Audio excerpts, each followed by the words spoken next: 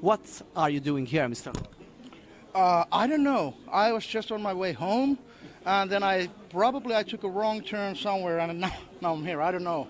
But what do you think about Sarah?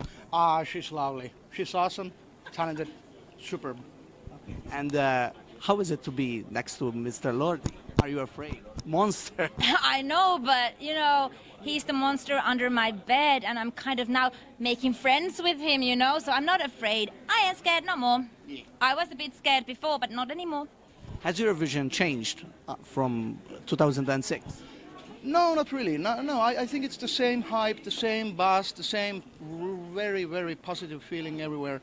I mean, everybody's smiling, everybody's enjoying. I mean, I don't think it has. I think it's the same. Is it? I don't know. but to me, to me, it doesn't matter where it is, but it seems always the same. You still have hard rock in Eurovision. Oh yeah, this year again. Right, and quite a few actually. There's of course the Hungary. Yeah, and then there's also I think Holland is quite the Netherlands. It's quite like hard rock kind of 80s rock stuff. Yeah. And what do you think about the Finnish song? Awesome. I like the chorus is the best fucking melody because it's such an earworm. Whenever I hear it, the next fucking 2 hours I'm like, so what is that? What is that? Oh, again, damn you. We're on the eve of the final. What message do you give to the winner of the Eurovision Song Contest 2018? What should they?